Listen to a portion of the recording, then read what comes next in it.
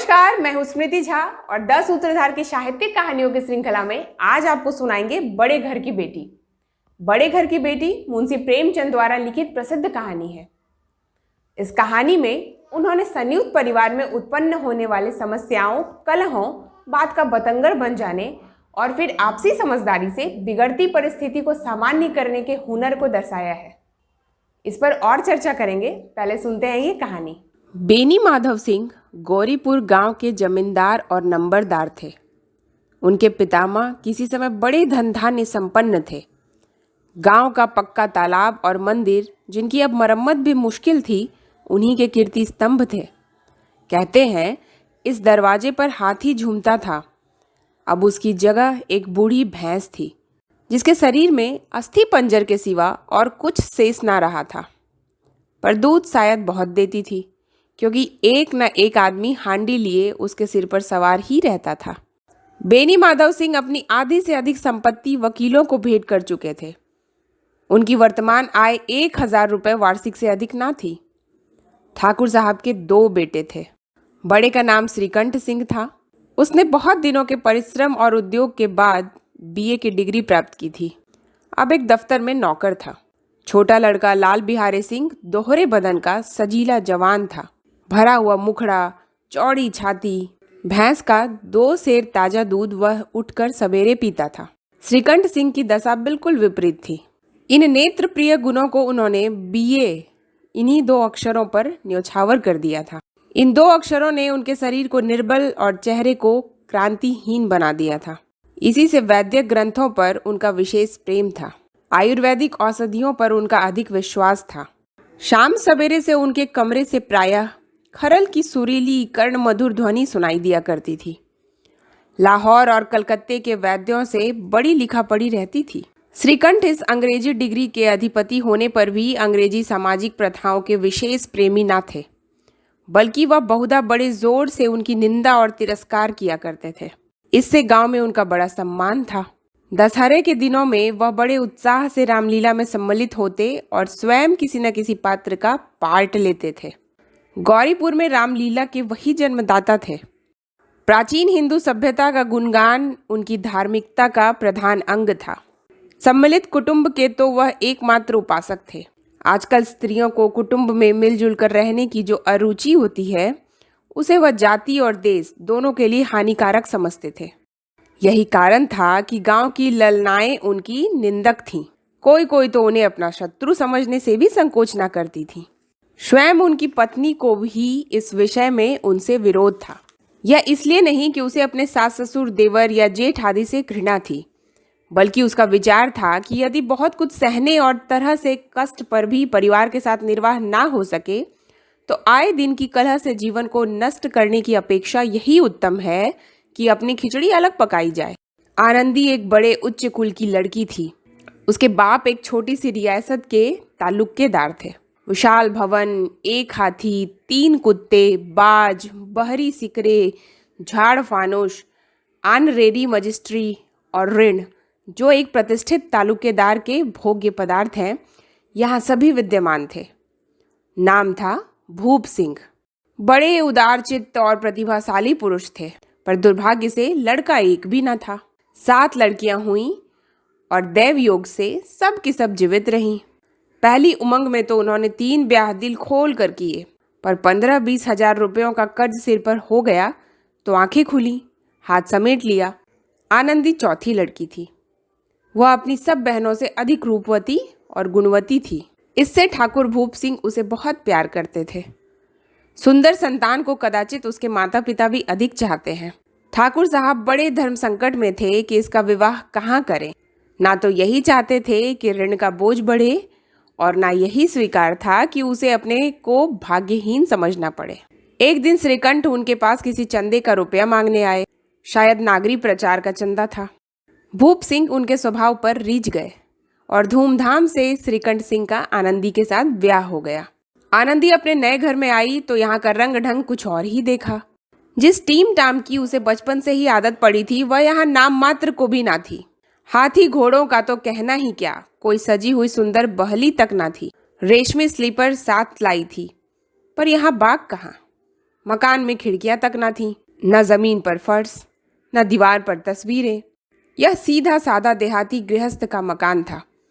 किंतु आनंदी ने थोड़े ही दिनों में अपने को इस नई अवस्था के ऐसा अनुकूल बना लिया मानो उसने विलास के सामान कभी देखे ही न थे।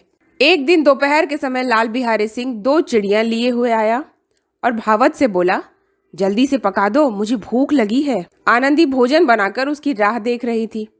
अब वह नया व्यंजन बनाने बैठी। हांडी में देखा तो घी पाव भर से अधिक ना था। बड़े घर की बेटी किफायत क्या जाने, उसने सब घी मांस में डाल दिया। लाल बिहारी खाने बैठा तो दाल में घी ना था। बोला, दाल में घी क्यों नहीं छोड़ा? आनंदी ने कहा, घी सब मांस में पड़ गया। लाल बिहारी जोर से बोला, अभी परसों घी लाया है, इतनी जल्दी उठ गया? आनंदी ने उत्तर दिया, आज तो कुल पाव भर रहा होगा, वह सब मैंने मांस में डाल दिया। जिस तरह सूखी लकड़ी जल्दी से जल उठती है, उसी तरह क्षुधा से बावला मनुष्य जरा जरा सी बात पर तिनक जाता है। लाल बिहारी को भावच की यह ठिठाई बहुत बुरी मालूम हुई। तिनक कर बोला, मैके में तो चाहे घी की नदी बहती हो, स्त्री गालियां सह लेती हैं, मार भी सह लेती हैं, पर मैके की निंदा उनसे नहीं सही जाती। आनंदी मुंह फेर कर बोली, हाथी मरा भी तो 9 लाख का, वहां इतना घी नित्य नाई कहार खा जाते हैं। लाल बिहारी जल गया, थाली उठाकर पलट दी और बोला, जी चाहता है जीभ पकड़कर खींच लूं। आनंदी को भी क्रोध आ गया, मुंह लाल हो गया। बोली, वह होते तो आज इसका मजा चखाते। अब अपड़ उज्जर ठाकुर से रहा ना गया। उसकी स्त्री एक साधारण जमींदार की बेटी थी। जब जी चाहता उस पर हाथ साफ कर लिया करता था। खड़ा उठाकर आनंदी की ओर जोर से फेंकी और बोला, जिसके गुमान पर भूली हुई हो उसे भी देखूंगा और तुम्हें भी।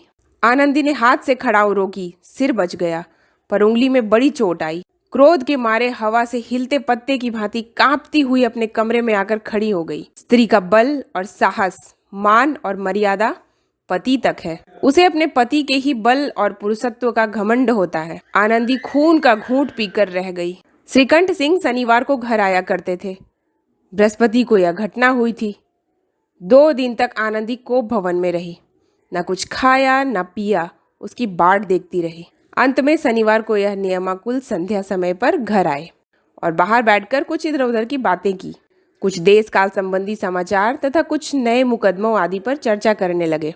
यह वार्तालाप 10 बजे रात तक होता रहा। गांव के भद्र पुरुषों को इन बातों से ऐसा आनंद मिलता था कि खाने पीने की भी सुधि न रहती थी। श्रीकंठ को पिंड छुड़ाना मुश्किल हो जाता था। ये 2-3 घंटे आनंदी ने बड़े कष्ट से काटे। किसी तरह भोजन का समय आया, पंचायत उठी। एकांत हुआ तो लाल बिहारी ने कहा, भैया आप जरा भाभी को समझा दीजिएगा कि मुंह संभाल कर बातचीत किया करे, नहीं तो एक दिन अनर्थ हो जाएगा। बेनी माधव सिंह ने बेटे की ओर साक्षी दी। हाँ, बहू बेटियों का यह स्वभाव अच्छा नहीं कि मर्दों के मुंह लगे। लाल बिहारी, वह बड़े घर की बेटी हैं तो हम भी कोई कुर्मी कहार नहीं है। श्रीकंठ ने चिंतित स्वर में पूछा, आखिर बात क्या हुई? लाल बिहारी ने कहा, कुछ भी नहीं, यूं ही आप उलझ पड़ी।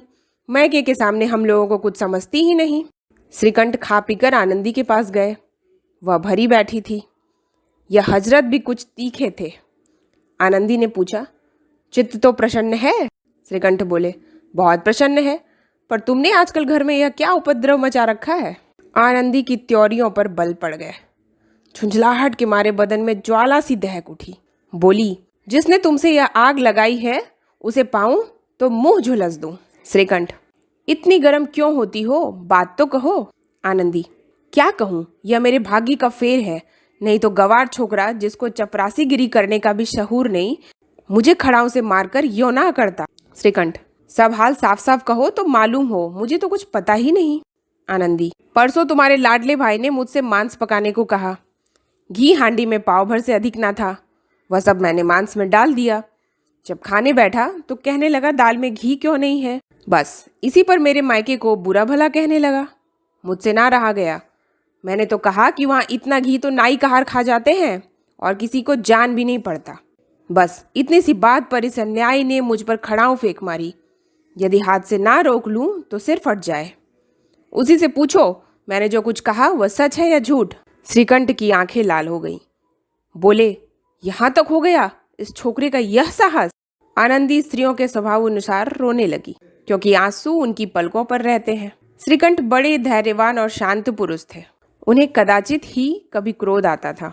स्त्रियों के आंसू पुरुष की क्रोधाग्नि को भड़काने में तेल का काम देते हैं। रात भर करवटें बदलते रहे। उद्विग्नता के कारण पलक तक नहीं झपकी। प्रातःकाल अपने बाप के पास जाकर बोले, दादा, अब इस घर में मेरा निवाह ना होगा। इस तरह की विद्रोहपूर्ण बातें करने पर श्रीकंठ ने कितनी ही बार अपने कई मित्रों को आड़े हाथों लिया था, परंतु दुर्भाग्य, आज उन्हें स्वयं ही वही बातें अपने मुंह से कहनी पड़ी। दूसरों को उपदेश देना भी कितना सहज है। बेनी माधव सिंह घबरा उठे और बोले, क्यों? श्रीकंठ, इसलिए कि मुझे भी अपनी मान प्रतिष्ठा का कुछ विचार है। आपके घर में अब अन्याय और हठ का प्रकोप हो रहा है। जिनको बड़ों का आदर सम्मान करना चाहिए वे उनके सिर चढ़ते हैं। मैं दूसरे का नौकर ठहरा, घर पर रहता नहीं।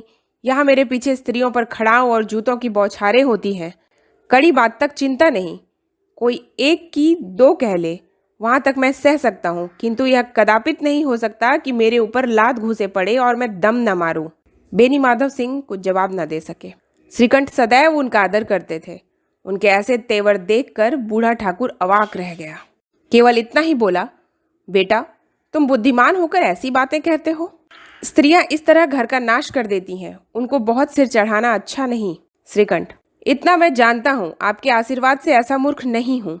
आप स्वयं जानते हैं कि मेरे ही समझाने बुझाने से इस गांव में कई घर संभल गए, पर जिस स्त्री की मान प्रतिष्ठा का ईश्वर के दरबार में उत्तरदाता हूँ, उसके प्रति ऐसा घोर अन्याय और पशुवत व्यवहार मुझे असह्य है। आप सच मानिए, मेरे लिए यही कुछ कम नहीं कि लाल बिहारी को कुछ दंड नहीं देता। अब बेनी माधव सिंह भी गरमाए, ऐसी बातें और न सुन सके। बोले, लाल बिहारी तुम्हारा भाई है, उससे जब कभी भूल चूक हो उसके कान पकड़ो। लेकिन श्रीकंठ, लाल बिहारी को अब मैं अपना भाई नहीं समझता। बेनी माधव सिंह, स्त्री के पीछे? श्रीकंठ, जी नहीं, उनकी क्रूरता और अविवेक के कारण। दोनों कुछ देर चुप रहे। ठाकुर साहब लड़के का क्रोध शांत करना चाहते थे, लेकिन यह नहीं स्वीकार करना चाहते थे कि लाल बिहारी ने कोई अनुचित काम किया है।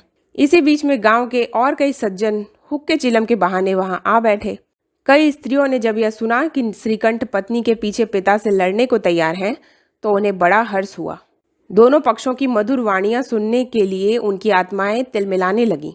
गांव में कुछ ऐसे कुटिल मनुष्य भी थे जो इस कुल की नीतिपूर्ण गति पर मन ही मन जलते थे।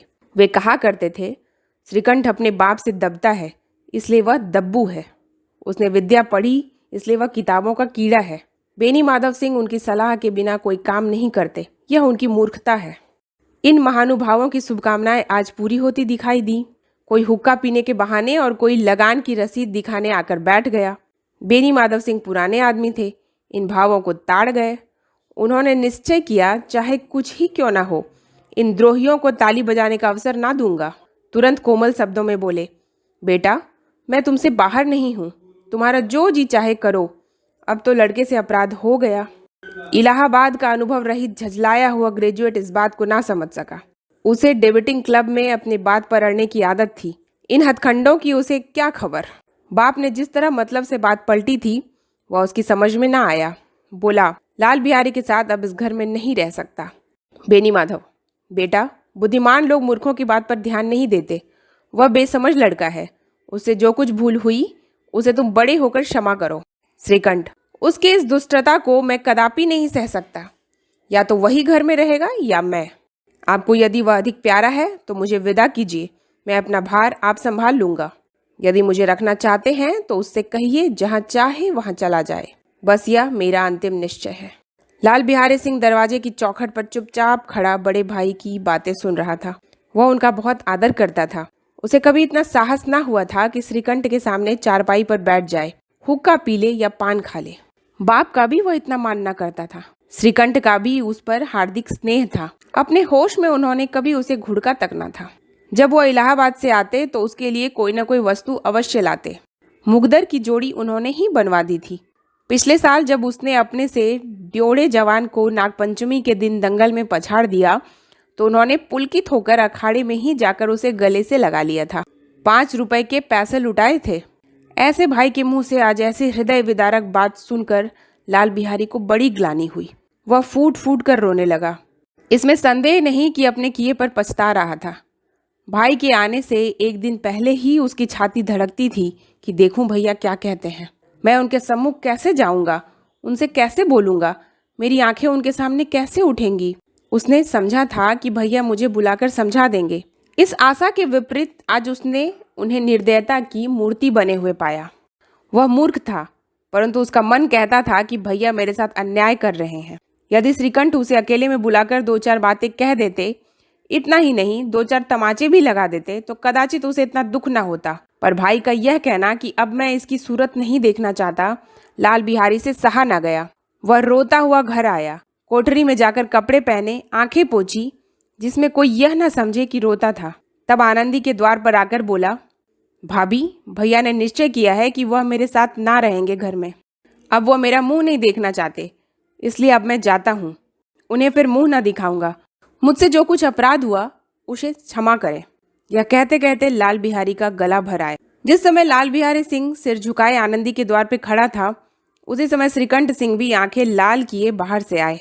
भाई को खड़ा देखा तो घृणा से आंखें फेर ली और कतरा कर निकल गए, मानो उसकी परछाई से दूर भागते हों। आनंदी ने लाल बिहारी की शिकायत तो की थी, लेकिन अब मन में पछता रही थी। वह स्वभाव से ही दयावती थी। उसे इसका तनिक भी ध्यान नहीं था कि बात इतनी बढ़ जाएगी। वह मन में अपने पति पर झुंझला रही थी कि इतने गर्म क्यों होते हैं। उस पर यह भय भी लगा हुआ था कि कहीं मुझसे इलाहाबाद चलने को कहें तो कैसे क्या करूंगी। इस बीच में जब उसने लाल बिहारी को दरवाजे पर खड़े यह कहते सुना कि अब मैं जाता हूँ, मुझसे जो कुछ अपराध हुआ क्षमा करना, तो उसका रहा सहा क्रोध भी पानी हो गया। वह रोने लगी। मन का मैल धोने के लिए नयन जल से उपयुक्त और कोई वस्तु नहीं। श्रीकंठ को देखकर आनंदी ने कहा, लाला बाहर खड़े बहुत रो रहे हैं। श्रीकंठ, तो मैं क्या करूं? आनंदी, भीतर बुला लो, मेरी जीभ में आग लगे, मैंने कहाँ से यह झगड़ा उठाया। श्रीकंठ, मैं ना बुलाऊंगा। आनंदी, पछताओगे, उन्हें बहुत ग्लानि हो रही है, ऐसा ना हो कहीं चल दें। श्रीकंठ ना उठे। इतने में लाल बिहारी ने फिर कहा, भाभी, भैया से मेरा प्रणाम कह दो, वह मेरा मुंह नहीं देखना चाहते, इसलिए मैं भी अपना मुंह उन्हें ना दिखाऊंगा। लाल बिहारी इतना कहकर लौट पड़ा और शीघ्रता से दरवाजे की ओर बढ़ा। अंत में आनंदी कमरे से निकली और उसका हाथ पकड़ लिया। लाल बिहारी ने पीछे फिर के देखा और आंखों में आंसू भरे बोला, मुझे जाने दो। आनंदी, कहाँ जाते हो? लाल बिहारी, जहाँ कोई मेरा मुंह ना देखे। आनंदी, मैं ना जाने दूंगी। लाल बिहारी, मैं तुम लोगों के साथ रहने के योग्य नहीं हूँ। आनंदी, तुम्हें मेरी सौगंध, अब एक पग भी आगे ना बढ़ाना। लाल बिहारी, जब तक मुझे यह ना मालूम हो जाए कि भैया का मन मेरी तरफ से साफ हो गया, तब तक मैं इस घर में कदापि ना रहूँगा। आनंदी, मैं ईश्वर को साक्षी देकर कहती हूँ कि तुम्हारी ओर से मेरे मन में तनिक भी मैल नहीं है। अब श्रीकंठ का हृदय भी पिघला। उन्होंने बाहर आकर लाल बिहारी को गले से लगा लिया। दोनों भाई खूब फूट फूट कर रोए। लाल बिहारी ने सिसकते हुए कहा, भैया, अब कभी मत कहना कि तुम्हारा मुंह ना देखूंगा। इसके सिवा आप जो दंड देंगे मैं सहर्ष स्वीकार करूंगा। श्रीकंठ ने कांपते हुए स्वर से कहा, लल्लू, इन बातों को बिल्कुल भूल जाओ। ईश्वर चाहेगा तो फिर ऐसा अवसर ना आवेगा। बेनी माधव सिंह बाहर से आ रहे थे। दोनों भाइयों को गले मिलते देखकर आनंद से पुलकित हो उठे। बोल उठे, बड़े घर की बेटियां ऐसी ही होती हैं, बिगड़ता हुआ काम बना लेती हैं। गांव में जिसने यह वृत्तांत सुना, उसी ने इन शब्दों में आनंदी की उदारता को सराहा।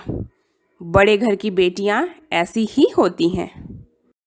इस कहानी में जो बात मुझे सबसे अधिक अच्छी लगी वह यह है कि आनंदी एक धनी घर की बेटी थी। जब घर में कलह हुआ तो वह घर छोड़कर नहीं जाती, बल्कि आनंदी अपने परिवार को टूटने से रोकती है और अपने देवर को क्षमा कर देती है और परिवार का वातावरण पहले की तरह सामान्य हो जाता है। गांव के लोगों को कहना पड़ता है कि बड़े घर की बेटियां ऐसी ही होती हैं। दोस्तों, कैसी लगी आपको ये कहानी? हमें कमेंट करके ज़रूर बताएं।